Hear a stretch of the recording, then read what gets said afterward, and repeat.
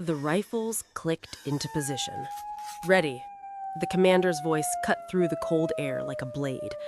She dropped to her knees, her hands shaking violently, lips trembling as silent prayers escaped her mouth. Tears streamed down her face. "I didn't do it," she whispered, barely audible.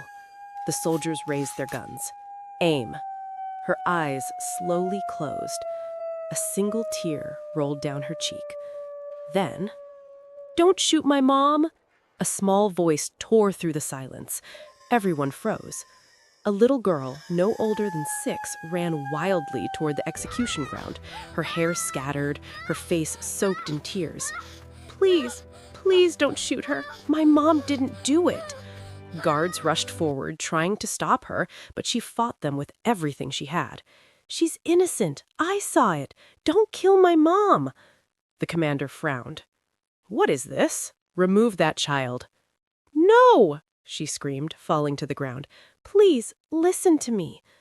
The woman on her knees slowly opened her eyes. "My baby." Her voice broke completely. If you want to see what happens next, make sure you subscribe right now, like this video, and drop a comment saying justice, because what you're about to witness will shake you to your core.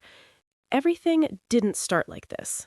There was a time she smiled, a time she believed she had found love. Her name was Ama Mensa. She left Ghana with hope in her heart, chasing a better life, chasing love. And that love came in the form of the man named Junho Park. Tall, calm, charming, the kind of man that made people feel safe just by looking at him. When she met Ama, he treated her like she was the only woman in the world. "You're different," he once told her, gently holding her hands. "You're everything I've been looking for." Ama smiled shyly. "Then don't lose me." "I won't," he said. But promises are easy to make, and even easier to break. Their love moved fast. Marriage came quickly. Then came children. A beautiful baby girl, and 3 years later, a little boy. Their children were stunning, with sharp Korean features, soft skin, and bright, curious eyes. Ama loved them with everything she had. She endured everything for them, because slowly, everything began to change. At first, it was small. Junho became distant, quiet, cold. Then came the words. "You're too loud. You don't understand how things work here. You embarrass me." Ama would stay quiet. She would apologize, even when she didn't understand what she did wrong. But it didn't stop. It only got worse. One night, their daughter stood quietly by the hallway, watching. "Why is Mommy crying again?" she whispered to herself. Inside the room, "You never listen!" Junho snapped. "I'm trying," Ama replied, her voice shaking. "I'm doing everything I can." "Everything?" he scoffed. "This is your best?" Before she could respond, slap! The sound echoed through the house. Ama staggered backward, holding her cheek in shock. Silence followed, then soft crying. Their daughter covered her mouth, tears rolling down her face. "Stop hurting my mommy," she whispered, too scared to go inside. That night, something changed in her.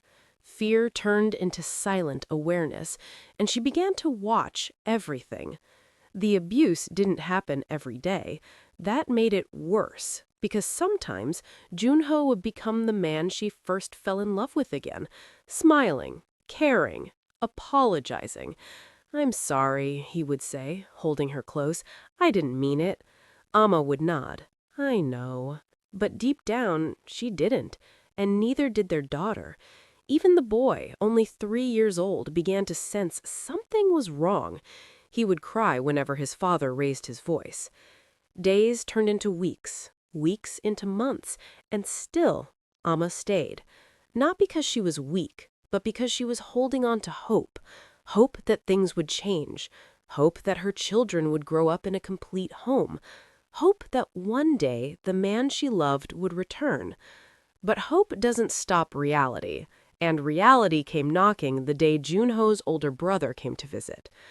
"Uncle!" the little girl shouted excitedly, running to the door. He laughed warmly, carrying bags in both hands. "I brought gifts." The little boy ran forward, jumping happily. "For me? For me?" "Yes, for you," the uncle smiled, kneeling down. "Come here." He brought out a toy. Not just any toy. A smart, interactive doll.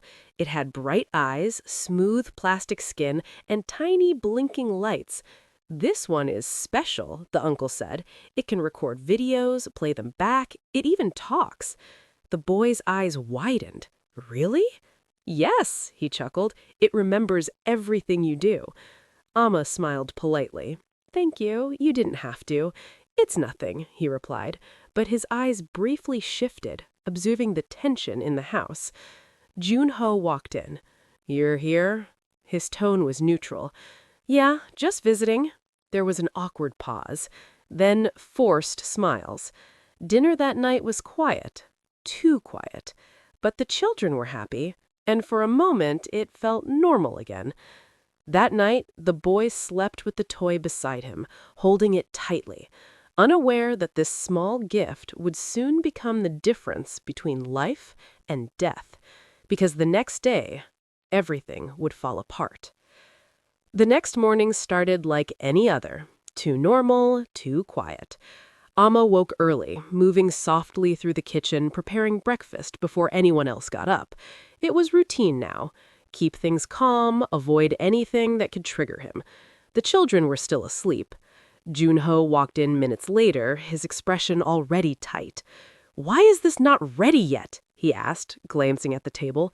Amma turned quickly. "It's almost done. Just a minute. You always say that." "I said it's almost—" "Do you ever do anything on time?"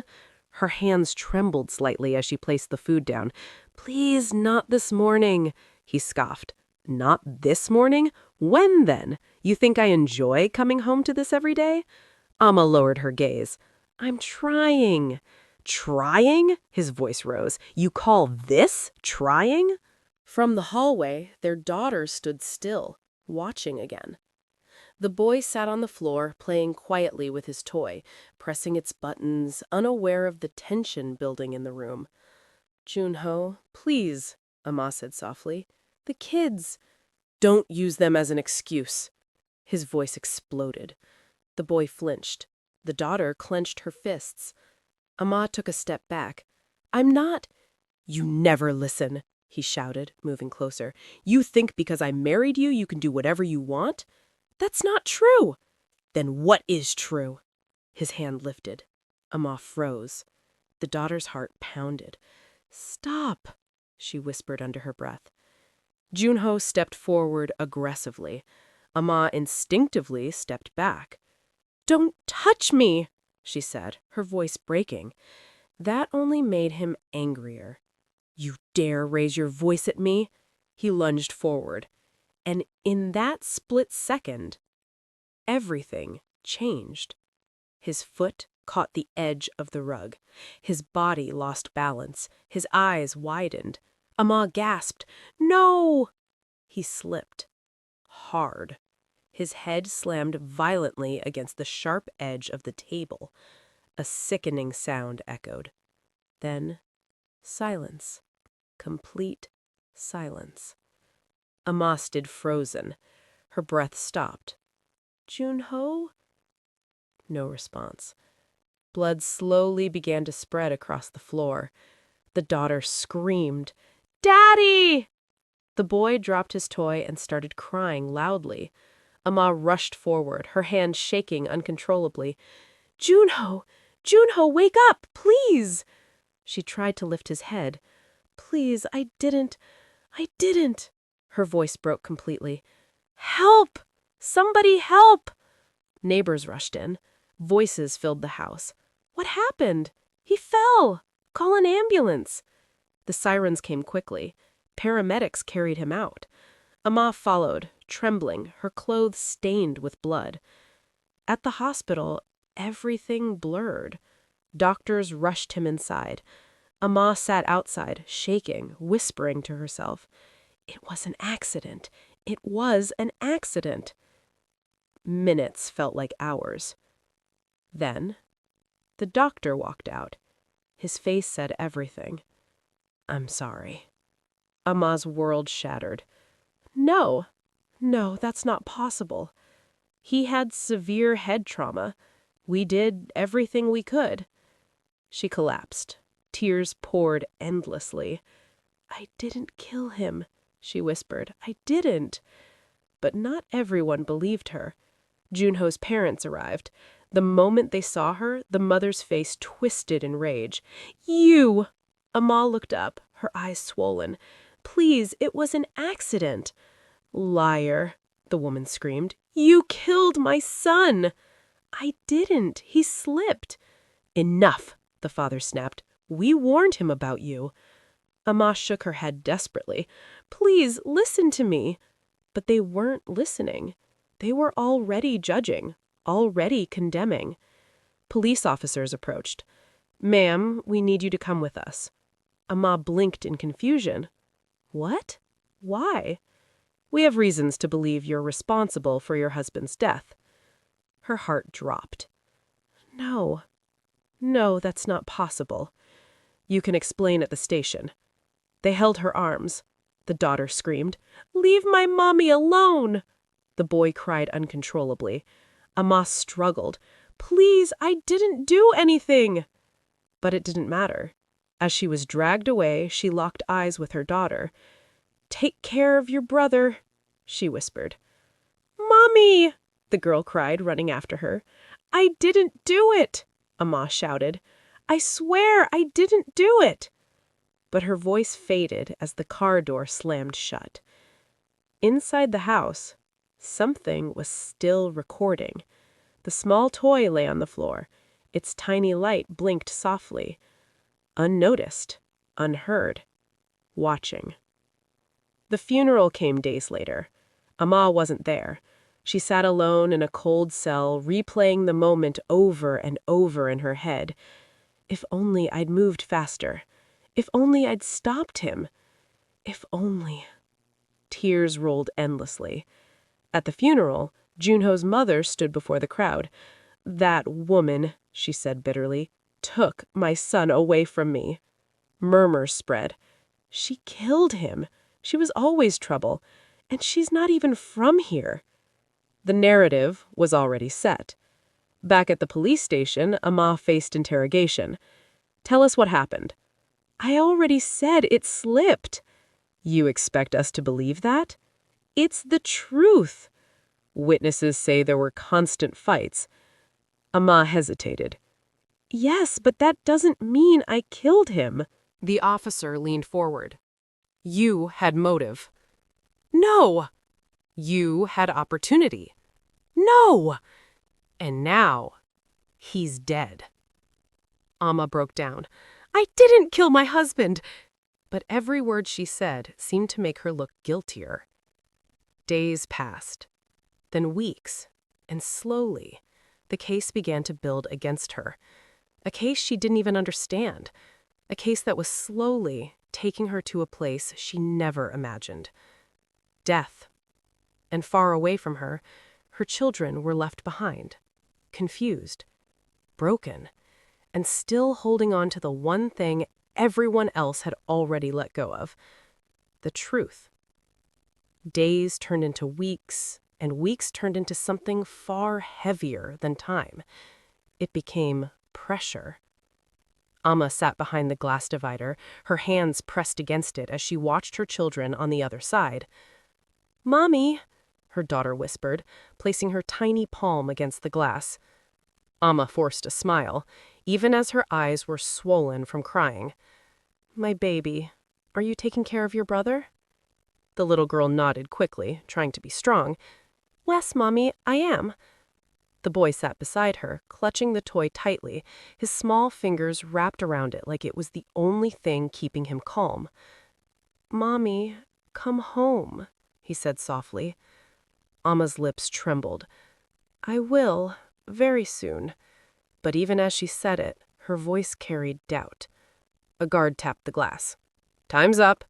"No, please," Amma pleaded. "Just a few more minutes." "Time's up." The children were pulled away. "Mommy!" the girl cried. Amma pressed her hand harder against the glass. "I love you! Don't forget that!"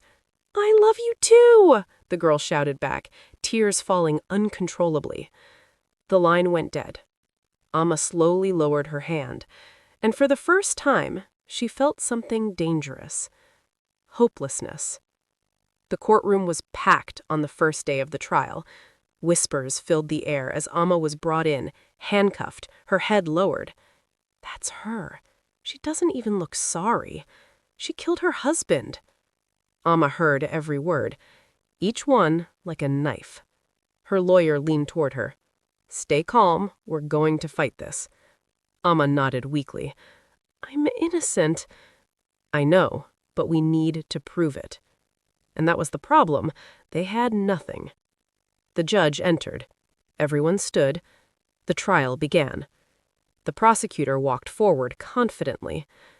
"Your Honor, this is a clear case of domestic violence that escalated into murder." Amma's heart pounded. "No," she whispered. The prosecutor continued. "The accused had a history of conflict with the deceased. Multiple witnesses will testify to frequent arguments and disturbances in the home." Amma shook her head slowly. "That's not—" Her lawyer gently touched her arm. "Let me handle it." The first witness was called, a neighbor. "Yes," the woman said firmly. "They fought a lot. I heard shouting almost every night." "And on the day of the incident?" the prosecutor asked. "I heard loud arguing, then a scream. Did you hear anything else?" The woman hesitated, then nodded. "It sounded like something hit, very hard." Gasps filled the courtroom. Amma's eyes widened. "No, that's not what happened." "Order in the court," the judge warned. Her lawyer stood. "Is it possible," he asked calmly, "that what you heard was an accident?" The neighbor shrugged. "I don't know, but it didn't sound like one." That was all it took. Doubt. The next witness came, Junho's mother. She walked forward slowly, her face filled with controlled anger. "My son loved that woman," she said, her voice trembling just enough to sound believable. "But she never respected him." Amma stared at her in disbelief. "That's not true." "She always argued with him, always disobeyed him." Amma shook her head. "No, no. And that day," the woman continued, her voice breaking, "she finally went too far." Tears rolled down her cheeks. "She killed my son." The courtroom erupted in murmurs. Amma broke. "I didn't kill him," she shouted. "Why are you lying?" "Order!" The judge slammed the gavel.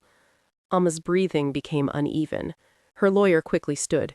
"Your Honor, these are emotional statements, not evidence, but they establish motive," the prosecutor interrupted. And just like that, the narrative tightened. The case continued, day after day, witness after witness, each one adding weight to a story that wasn't true. Amma sat there, listening to a version of her life she didn't recognize, a version where she was the villain. Her lawyer tried. He questioned inconsistencies, he pointed out the lack of direct evidence, but it wasn't enough, because emotion was winning, bias was winning, and Amma was losing. One afternoon, during a break, she turned to her lawyer. "Do you believe me?" He paused, then nodded. "I do." Tears filled her eyes. "Then why does it feel like I'm already dead?" He didn't answer, because he didn't have one. The final day came faster than she expected. Amma stood in the courtroom, her hands trembling. The judge looked down at her. After reviewing all evidence and testimonies, her heart pounded violently. "This court finds the defendant—" Amma closed her eyes. "Guilty." The word echoed. Loud. Heavy. Final. Amma's knees almost gave out. "No," she whispered. Her daughter screamed from the back of the room. "No, my mommy didn't do it." Guards held her back. "She's innocent! You're all lying!" The boy started crying loudly. Amma turned, tears streaming down her face. "My babies!" The judge continued. "The sentence is death, to be carried out by firing squad." Gasps filled the courtroom. Amma's world went silent. She couldn't hear anything anymore.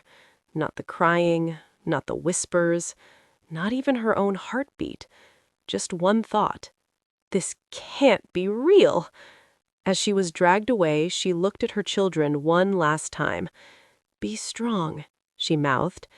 The daughter shook her head violently. "I won't let them kill you!" Amma's tears fell endlessly. But deep inside, even she was starting to lose hope. Back in the cell that night, she sat alone. The walls felt closer. The air felt heavier. She stared at her hands. "These hands," she whispered. "They think these hands killed him." She broke down completely. "I didn't do it." But the world had already decided, and the clock was ticking. Closer to the day they would take her life for a crime she didn't commit. The days after the verdict felt unreal. Amma stopped counting time. Morning and night meant nothing anymore. All she knew was that each passing moment brought her closer to death. The cell was cold, silent, except for the quiet sound of her breathing and sometimes her crying. She sat on the floor, knees pulled tightly to her chest, staring into nothing. "They're going to kill me," she whispered. Her voice echoed weakly against the walls. "I didn't do it." But there was no one to hear her, no one to answer. Only silence. A guard's voice suddenly broke through. "You have visitors." Amma's head lifted slowly. Her heart skipped. "My children?" The door opened, and there they were. Her daughter ran in first. "Mommy!"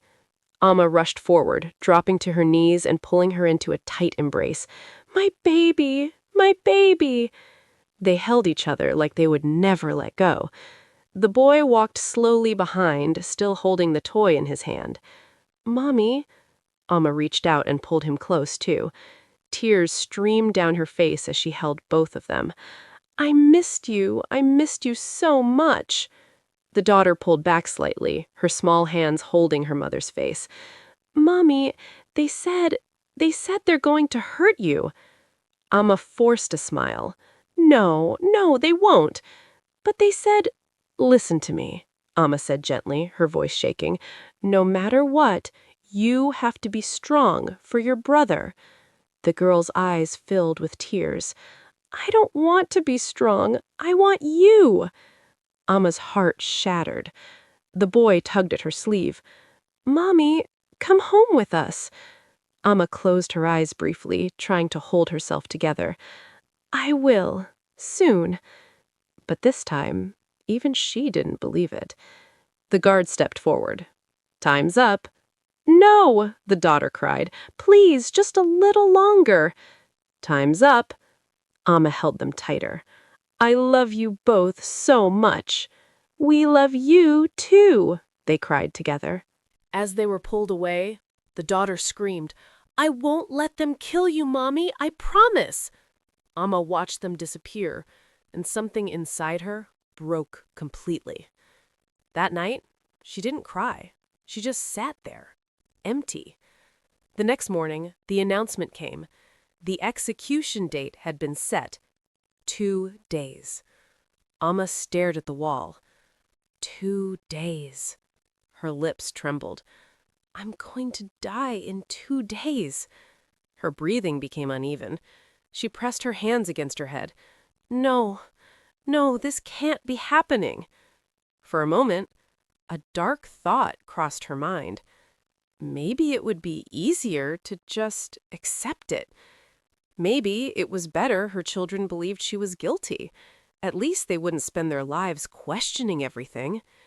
Tears rolled down slowly. "I'm so tired."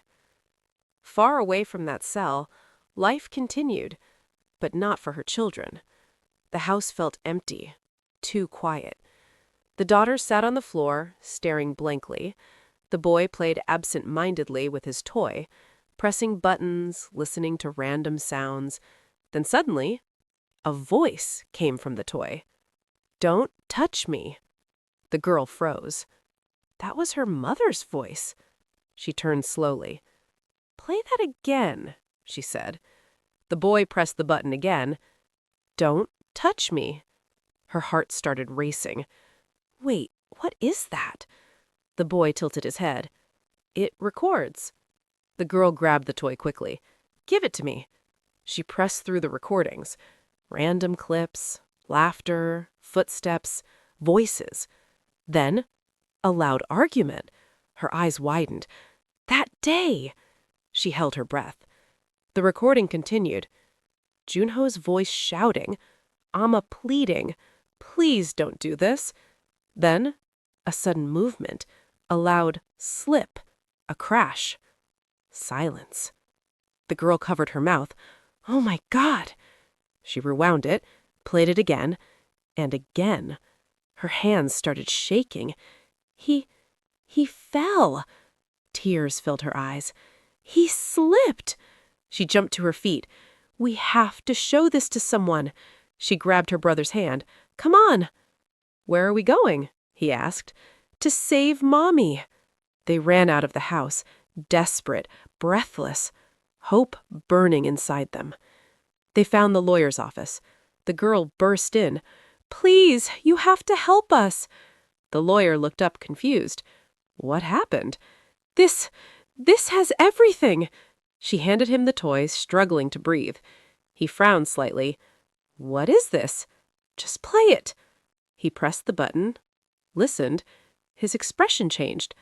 "Wait." He replayed it, leaning closer. Silence filled the room. Then he stood up suddenly.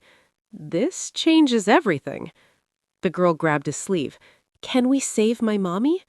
He looked at her, determined. "Yes, but we don't have much time." "When is it?" "Today." Her heart dropped. "Today?" "We have to move now." They rushed out. Time was no longer on their side. Back at the execution ground, Amma stood weakly, supported by guards. Her legs could barely hold her. The sun burned above. Everything felt distant, unreal. They placed her on her knees. Her hands trembled slowly. She closed her eyes slowly. "God, please take care of my children." Tears rolled down silently. "I'm sorry I couldn't stay." The soldiers raised their rifles. The commander stepped forward. "Prepare." Amma took a deep breath. This was it. Her final moment. Her final breath. And far away, a car sped through traffic, the lawyer gripping the wheel tightly, the girl crying in the back seat. "Please hurry. We're almost there. Faster!" Back at the field. "Aim!" Amma's body shook violently. Her lips moved in silent prayer. "Forgive me." The world slowed down. Everything faded. Until, in the distance, a voice, faint at first, then louder. "Stop!" She was seconds away from death. A daughter running, a truth hidden in a toy, and a mother about to be executed for a crime she didn't commit. But here's the question. Did they reach her before the trigger was pulled? Or did the world lose an innocent life? If this story touched you, subscribe now, like, and comment "Justice," because part 2 will change everything you think you know.